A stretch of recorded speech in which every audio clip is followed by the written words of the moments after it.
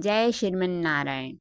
कल की कथा में हमने जलंधर की कथा सुनी थी। उसी प्रसंग को हम आगे बढ़ाते हैं आज, और साथ में जलंधर की आगे की कथा सुनते हैं। जब जलंधर ने अपने दूत को भगवान शंकर के पास भेजा तो भगवान ने उसको वहाँ से भगा दिया। फिर जलंधर को क्रोध आया और स्वयं अपनी सेना को लेकर भगवान शंकर से युद्ध करने के हिसाब से वहाँ आ गया। और भगवान शंकर ने भी अपनी पूरी सेना के साथ जलंधर के साथ युद्ध करना प्रारंभ कर दिया। भगवान शंकर की भी असंख्य सेनाएं थी। भगवान गणेश जी थे, भगवान कार्तिकेय जी की सेना थी। सब ने मिलकर जलंधर के साथ भयंकर युद्ध किया। जलंधर भी बहुत शक्तिशाली राजा था। उसने भी घोर युद्ध किया और किसी भी तरह से वो पराजित नहीं हो पा रहा था। भगवान शंकर भी लड़ते रहे और जलंधर भी अपनी शक्ति के अनुसार लड़ता रहा। इस तरह से कई दिन बीते रहे। उस युद्ध का कोई निर्णय नहीं हो पा रहा था। तब माता पार्वती भगवान विष्णु के पास गई और युद्ध का पूरा वर्णन कह सुनाया। तब भगवान विष्णु ने कहा, माता आप चिंता ना करें, मैं भगवान विष्णु शिव जी की अवश्य मदद करूँगा। और माता वहाँ से चली गई। तब भगवान विष्णु ने सोचा ये जलंधर मर क्यों नहीं रहा होगा। तब उन्होंने ध्यान लगाकर देखा, अरे इसकी पत्नी तो बड़ी पतिव्रता है। जब तक उसका पतिव्रता धर्म भ्रष्ट नहीं होगा तब तक ये मारा नहीं जाएगा। ऐसे ऐसे वरदान मिला है, क्योंकि ये उसी पतिव्रत धर्म के कारण अभी तक जिंदा है। फिर भगवान विष्णु ने सोचा अब क्या किया जाए, कैसे इसका पतिव्रत धर्म भ्रष्ट किया जाए वृंदा का। तब भगवान विष्णु ने जलंधर का रूप बनाया और सीधा वृंदा के पास चले गए। और वृंदा भी यहाँ अपने पति को देखकर बहुत खुश हुई। उसने सोचा बोल के मेरे पति ही होंगे, क्योंकि बिल्कुल वैसा ही रूप बना रखा था। तब वृंदा जलंधर को अपने कक्ष में ले गई और युद्ध का पूरा हाल सुना और खूब हंसी मजाक होने लगी, खूब वार्ता होने लगी। भगवान विष्णु ने भी मौका पाकर वृंदा का स्पर्श किया, स्पर्श मात्र ही किया। इतने में भगवान शंकर को एक गदा के प्रहार से जलंधर का मस्तक तोड़ दिया। अब जब से मर गया तो यहाँ वृंदा को पता चला गया कि अरे, क्योंकि वो पतिव्रत धर्म बहुत बड़ा होता है, उसे पता लग गया कि कुछ अनहोनी हुई है। तब उसने ध्यान लगा कर देखा, अरे मेरे पति को तो ऐसे ऐसे भगवान शंकर ने मार दिया। वो बड़ी रोने लगी। तब वो जान गई कि अरे मेरे पतिव्रत धर्म इन्होंने भ्रष्ट किया। तब माता ने ध्यान लगा कर देखा, वृंदा ने भी, कि कौन है ये। तब समझ गई अरे ये तो भगवान विष्णु है। लेकिन भगवान विष्णु को भी वृंदा बहुत क्रोधित हुई और बोली, हे विष्णु, तुम्हारी वजह से मेरा पतिव्रत धर्म भ्रष्ट हुआ है। तुम पाषाण हृदय हो, अतः तुम इसी क्षण पत्थर हो जाओ। तो भगवान विष्णु ने भी कहा, हे वृंदा, तू चिंता मत कर। इस जलंधर ने ऐसे ही मरना था, क्योंकि ये भगवान शंकर की पत्नी यानी माता पार्वती को कुदृष्टि से देखने लग गया था, तो इसने ऐसे ही मरना था। इसका मरने का कारण भी यही था। अब तो चिंता मत कर, तेरे श्राप को मैं स्वीकार करता हूँ और तुम बहुत पतिव्रत धर्म का पालन करने वाली हो। तुम मुझे बहुत प्रिय हो, तुम मेरी भक्ता भी हो, तो मैं तुम्हें स्वीकार करता हूँ। तुम अब इस देह को त्याग कर एक वृक्ष बन जाओ। वो वृक्ष वृंदा के नाम से प्रसिद्ध होगा। उसको वृंदा यानी तुलसी है उनका नाम, तो इस नाम से प्रसिद्धि मिलेगी। और तुम्हारी पतियों के बिना तुम्हारे वृक्ष के नीचे मेरा पूजन होगा, तो उसको मैं अनन्य रूप से स्वीकार करूँगा। तुम्हारी पतियों के बिना, तुम्हारे बिना मैं भोजन स्वीकार नहीं करूँगा और किसी का व्रत भी स्वीकार नहीं करूँगा। ऐसे भगवान विष्णु ने वृंदा को आशीर्वाद दिया। और वो वृंदा भी तब उसी क्षण उस देह को त्याग करके एक वृक्ष का रूप बन गई। और भगवान विष्णु उसी क्षण शालिग्राम के रूप में बन गए।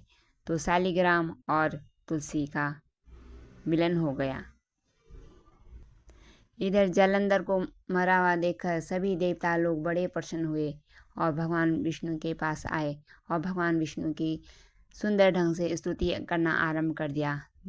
और भांति भांति की स्तुतियाँ करनी प्रारंभ कर दी। मृदंग बजाने लगे, हे प्रभु आपने हमारी रक्षा इस राक्षस से करी है और मेरा जो इंद्रलोक था वो मुझे वापस मिल गया है, इसलिए बहुत प्रसन्न हो रहे थे। और भगवान शालिग्राम और भगवान माता तुलसी की पूजा भगवान ब्रह्मदेव ने सबसे पहले करी। उन दोनों की पूजा करी क्योंकि वो पत्थर शिला में बन गए थे। भगवान विष्णु एक रूप से शालिग्राम बने और एक रूप से बैकुंठ को चले गए। यह कथा नारद जी महाराजा पृथु को सुना रहे हैं और उन्होंने कहा, हे राजन, इसी कारण से भगवान विष्णु की पूजा तुलसी की जड़ में की जाती है। तुलसी का मूल प्रदेश भगवान विष्णु को प्रसन्न करने वाला है। हे राजन, तुलसी का पौधा जिस घर में विद्यमान रहता है वह घर तीर्थ स्वरूप हो जाता है। उस घर के आसपास यमदूत कभी नहीं दिखाई देते। यह पौधा सब पापों को नष्ट करने वाला है। यह अभिष्ट फल को देने वाला है। जो मनुष्य तुलसी का पौधा लगाता है वह यमराज को नहीं देखता। भगवान नंदी का दर्शन, गंगा का दर्शन व तुलसी के पौधे का दर्शन, ये तीनों बहुत ही पुण्यदायक हैं। तुलसी को छूने से बहुत प्रकार के हमारे जितने भी हमारे संपूर्ण पाप हैं नष्ट हो जाते हैं। जो प्राणी तुलसी के दल से भगवान का पूजन करता है वह फिर कभी गर्भ में नहीं जाता, यानी उसका दोबारा जन्म नहीं होता, वह भगवान विष्णु के धाम में चला जाता है। निस्संदेह जीवन मुक्त हो जाता है वह। तुलसी के दान से पुष्कर आदि समस्त तीर्थ, गंगा आदि नदियाँ और भगवान विष्णु की प्रवृत्ति सब देवता निवास करते हैं। तुलसी का जो जल होता है, मतलब एक कटोरी में अगर हमने तुलसी के पत्ते रखे हैं तो वह जल गंगा जल के समान हो जाता है। तुलसी के पौधे के पास जो अपना प्राण त्यागता है वह चाहे कितना बड़ा पापी ही क्यों ना हो, उसे यमराज नहीं देख सकते। हे राजन, जो लोग तुलसी के काष्ठ का चंदन लगाते हैं वह सहज ही मोक्ष को प्राप्त करते हैं। उनके दिए गए कोई भी शुभ काम असंख्य फल देने वाले हो जाते हैं। हे राजन, जहाँ तुलसी के पेड़ की छाया हो वहाँ पितरों का श्राद्ध करना चाहिए। वहाँ पर पितरों के निमित्त दिया गया दान हमेशा के लिए अक्षय हो जाता है। आंवले के वृक्ष की छाया में जो प्राणी पिंड दान करता है उसके पितृ यदि नरक में भी यातना भोग रहे हैं तो वह भी मुक्त हो जाता है। यह है आंवले की पेड़ की महिमा। सिर, हाथ, मुंह और देह में जो आंवले को धारण करते हैं उनको भगवान विष्णु का रूप समझना चाहिए। यह आंवले के वृक्ष के बारे में बता रहे हैं। आंवले का वृक्ष भी बहुत ही पवित्र होता है। आंवले के वृक्ष की कथा भी सुनानी है आपको कार्तिक के महीने में। आंवले के फल और तुलसी के फलों के पानी को में मिलाकर प्राणी स्नान करते हैं तो वे गंगा स्नान के बराबर पुण्य का भागी होता है। जो मनुष्य आंवले के पत्तों और फलों से देवताओं का पूजन करते हैं, उन्हें तर्पण देते हैं, वह स्वर्ण दान, मणिदान और मोतियों के दान द्वारा पूजित फल को प्राप्त करता है। कार्तिक मास में वह तीर्थ, ऋषि, देवता सब यज्ञ जब सूर्य तुला राशि में होता है, आंवले के वृक्ष के पास भगवान विष्णु की कथा पढ़ता है, वह असंख्य पुण्यों का भागी होता है। उसके करोड़ों जन्म के पाप शीघ्र ही नष्ट हो जाते हैं। जो मनुष्य द्वादशी तिथि को तुलसी का पत्ता और कार्तिक में आंवले का फल तोड़ता है, कार्तिक के महीने में आंवले का पत्ता तोड़ता है, वह रौरव नरक में वास करता है।